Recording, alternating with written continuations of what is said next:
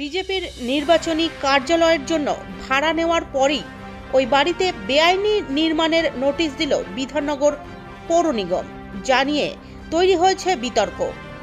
বিধাননগর পৌর নিগম বেআইনি নির্মাণ ঘোষণা করে নোটিশ দেয় FD 180 নম্বর বাড়িতে। এরপর মঙ্গলবার দুপুর 1টা নাগাদ সংবাদ মাধ্যমের মুখোমুখি হয়ে বাড়ির মালিক চন্দ্রমোহন সরকারের দাবি যে এই নির্মাণটি হয়েছে 7 বছর আগে, তখন কোনো অবৈধ নির্মাণ বলে নোটিশ দেওয়া হয়নি।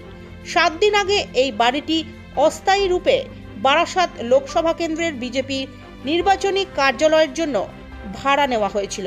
তারপরে এই নোটিশ স্বাভাবিকভাবেই প্রতিহিংসা বলে দাবি করেছেন বাড়ির মালিক। আচ্ছা, বলছি এটা কারা ভাড়া নিয়েছে ওপরে নির্বাচনী কার্যালয়টা? এটা বিজেপি কে নিয়েছে? মন্ডল সভাপতি। কি নাম? যে আমার থেকে নিয়েছে তার নাম হচ্ছে সৌমিত্র বন্দ্যোপাধ্যায়। আর এরপরেই তো নোটিশ পড়েছে, বলতে ভেঙে দিতে হবে, বেআইনি নির্মাণ। কোনটা?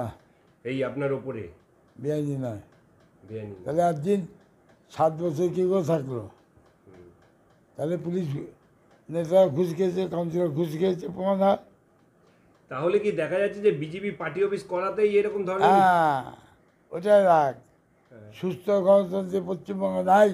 মমতার আইন চলে, এখানে নিরপেক্ষ আইন চলে না। এখানে মমতা বেগমের আইন চলে।